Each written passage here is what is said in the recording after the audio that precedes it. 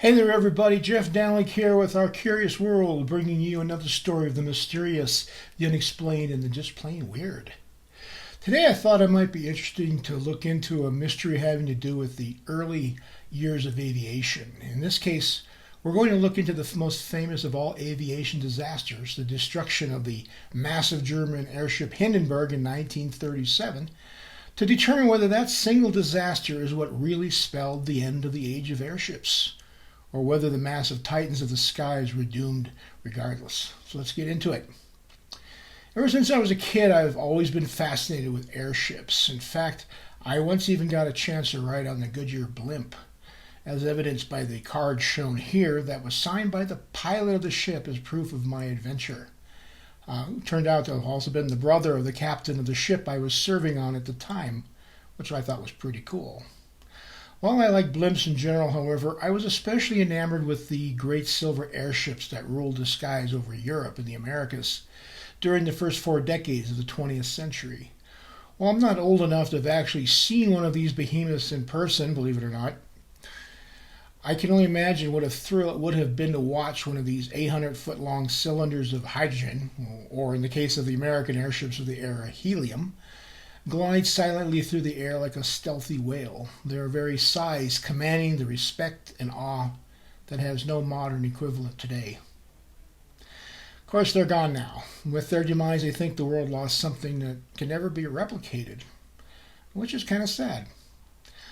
But what brought an end to these magnificent flying machines? Most aviation historians agree that it was the result of a single event that occurred in May of 1937, that marked the demise of the great airships and ended nearly 3-decade-long love affair with these monsters of the air.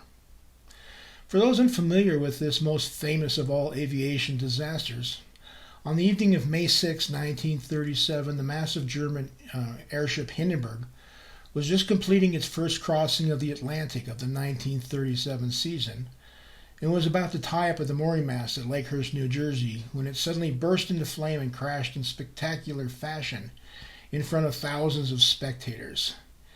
It was all over in less than a minute, with the ship's fiery demise being dutifully recorded by news cameras and played back to packed movie theaters for years to come. In fact, the footage of the crash is considered among the most iconic strips of celluloid in history, and one that's still being studied to this day. As far as the loss of life is concerned, the disaster, while horrific, wasn't really as deadly as many who watched the horror play out before their eyes might have assumed it would be. Actually, just 36 of the 96 men and women on board perished in the crash, and though many of the survivors were badly burned, there was still a survival rate of around 60%, which is pretty good when compared to modern airline disasters, in which there are often no survivors at all. But to the many millions who later viewed the crash, it suggested that airships were little more than flaming death traps, that overnight, quite literally, the great airships disappeared from both the skies and the public's consciousness as suddenly as they had appeared decades earlier. But why did it crash? It seemed impossible that something so massive, so technologically advanced, and so elegant could be reduced to ashes in mere minutes, especially when one considers that Germany had been successfully operating passenger airships filled with flammable hydrogen since 1909 without a single significant incident or loss of life. Plus, it wasn't like this was the great airship's first flight. The Hindenburg had made no fewer than 16 transatlantic crossings that previous year without incident. So what could have brought the pride of Germany's aviation industry down so suddenly and spectacularly? While there have been rumors that a small explosive device may have been smuggled on board, the general consensus is that the Hindenburg exploded when static electricity ignited some loose hydrogen gas that had accumulated near the tail fin, when one of the vessel's massive hydrogen gas cells had been sliced open by a duralumin support beam that had broken loose shortly before landing. Unfortunately, the ship had no venting system in place or any way to alert the crew that they had a leak in one of their bags, so it went undetected until the ship's wet mooring lines were dropped. It seems that while skirting a series of thunderstorms in the area, which was the reason for the ship's extremely late arrival at Lakehurst, the ship had apparently accumulated quite a bit of static electricity, which, once the mooring lines touched the ground, ignited the pooled hydrogen and set off all 16 hydrogen cells in a chain reaction that quickly consumed the vessel. It was only owing to the fact that the ship was so close to the ground when it exploded and that it fell from the sky so slowly, even gracefully one might argue, that made it possible for most of the passengers and crew to jump from the ship and escape the flames. Had it happened at a higher altitude or over open water, it's unlikely anybody would have survived. Of course, we all know what happened after that. Newsreels of the disaster so unnerved the flying public that afterwards the very idea of traveling in a hydrogen-filled airship was considered almost suicidal, forcing Germany to permanently cancel its air services and bring an end to the entire venture. Of course, you might assume that the loss of their only airship made the suspension of future operations a foregone conclusion, but there was actually a second airship, the Graf Zeppelin II, nearing completion and almost ready to join her sister ship in transatlantic service. Instead, this second ship, while it did make a number of flights over Germany over the next 2 years, never carried paying passengers, serving instead as a propaganda piece for the Nazi government before being dismantled in 1939. While airships didn't completely disappear, what followed were much smaller non-rigid airships commonly referred to as blimps. And while there have been and continue to be to this day attempts to revive the great airships using modern technologies and materials, such efforts to date remain largely unrealized. That may change one day, of course, but for now the airship remains at best a novelty, and at worst an anachronism from a past that is no longer relevant in today's world of supersonic jets and jumbo airliners. Okay, so that's what happened. Airship goes boom, dirigibles as a mode of air travel comes to an end. But is that what really did the airship in? Let's consider this idea for a moment. No doubt about it, travel by airship was the most glamorous and safest way to experience air travel at the time.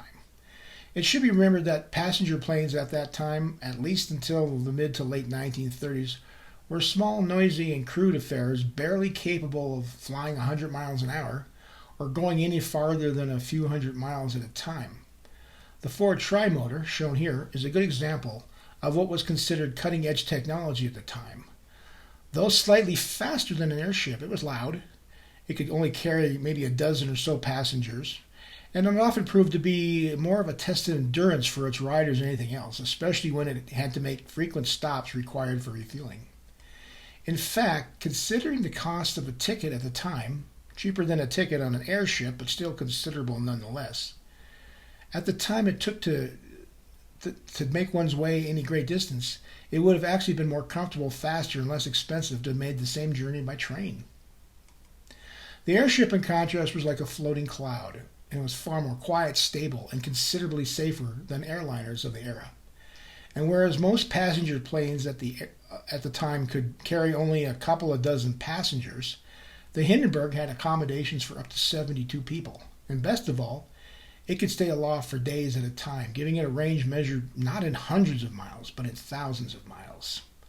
As such, at the time, airships were the preferred mode of air travel, and appeared that it would remain that way well into the future. And then came the Hindenburg disaster, and literally overnight, everything changed. But what would have happened had the Hindenburg not crashed? Would Germany's plans for an ever larger, expanding fleet of airships have been realized and even grown into a global phenomenon? Had the Hindenburg not exploded, it's likely Germany would have continued to operate its fleet of two airships, the Hindenburg and the aforementioned Graf Zeppelin II, along with a third ship already under construction, right up to the outbreak of World War II in September of 1939. What would have become of Germany's fleet of airships at that point is uncertain. Most likely they would have been stowed in a bomb-proof hangar somewhere in hopes that the war would be over quickly, at which time they would resume service. Of course, once England refused to make peace with Germany in the aftermath of the fall of France, making it clear that the war was not going to end anytime soon, they may eventually have been dismantled, as was actually the case with the Graf Zeppelin II. As such, whether the Hindenburg had blown up in 1937 or not, it appears likely the outbreak of the Second World War and the total defeat of Germany would probably have, if not done them in completely, at least stalled their further development after the war. But what if World War II itself had never happened? Well, it's hard to imagine such a scenario today.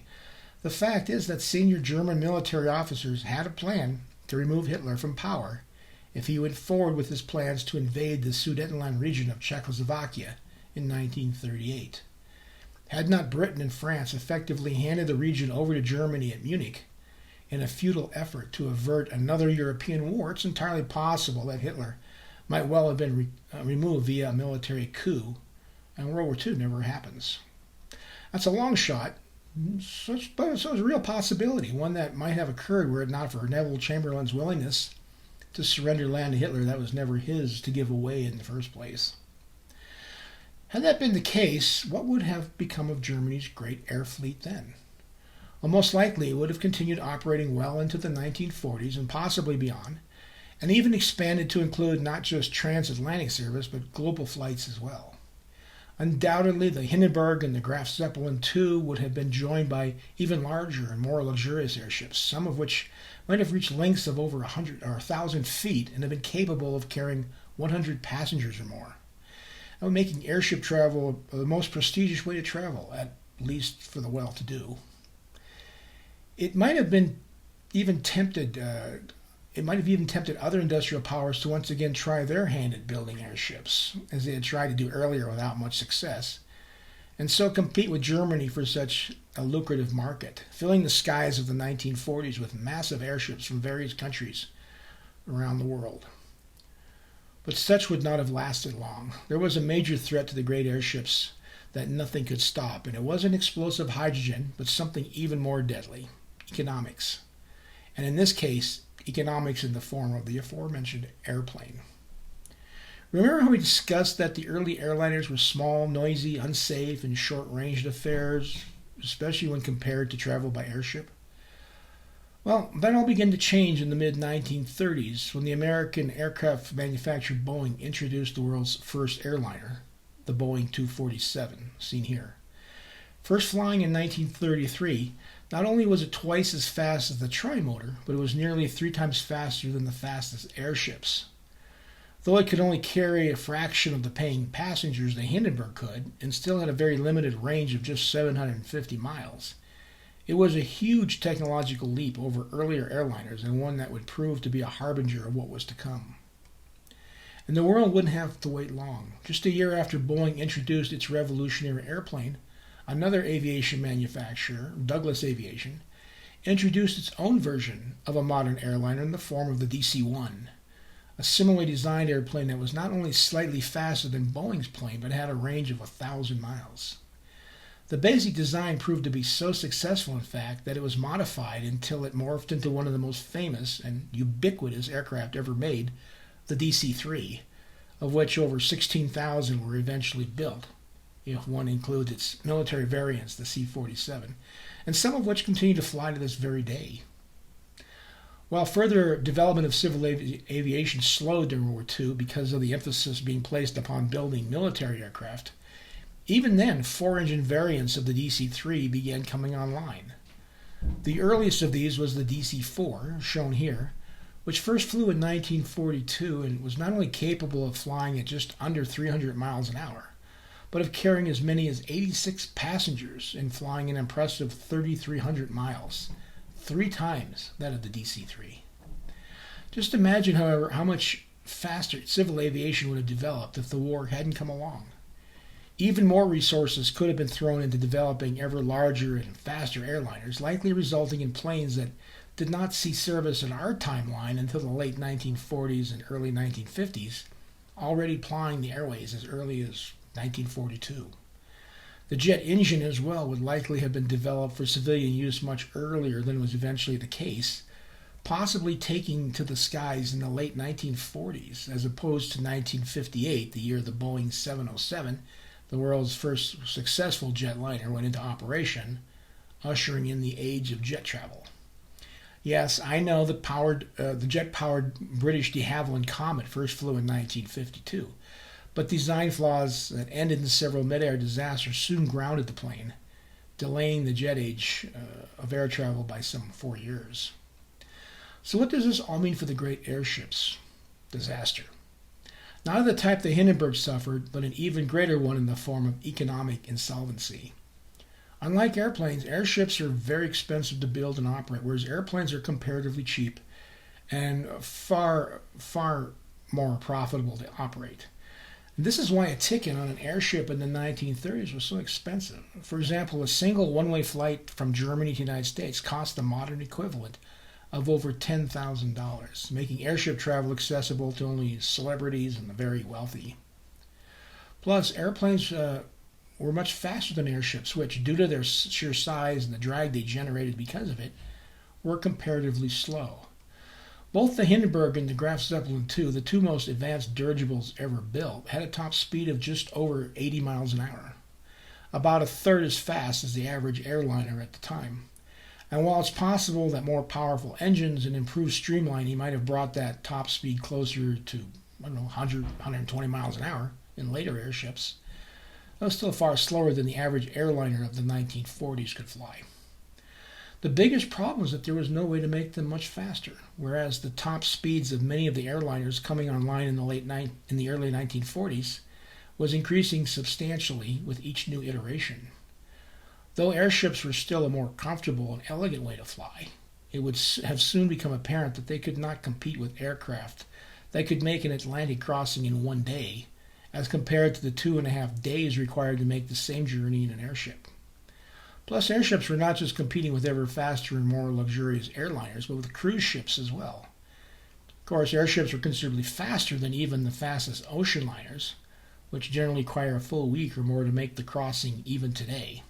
However, ocean liners can carry several thousand paying passengers compared to an airship's maximum capacity of maybe 100 or so at most, making ocean liners far more profitable. However, dirigibles still had the advantage in terms of range over airliners. But even that dominance would have disappeared as the 1940s progressed. While airliners of the period still had to make frequent stops, their ranges were increasing all the time. Whereas the trimotor mentioned earlier had a range of just under 600 miles, the 4-engine DC-4, which first took to the air in 1942, could fly an impressive 2,200 miles at a time, making intercontinental and transatlantic flight possible with just a couple of stops. And then there were the early jet airliners, which could fly an astonishing 5,700 miles, making non-stop transatlantic flying possible. As a result, there was simply no way the airships could have competed. And when one considers that the great dirigibles were severely limited as to where they could operate, since they required the use of a mooring mast and immense hangars to store them in, while aircraft could land any suitable runway in any city in the world, it made their ultimate demise inevitable. As such, I submit that by the end of the 1940s, the great airships would have been increasingly operating at a loss. So unless the airlines that operated them were heavily subsidized by their governments, their fate was sealed.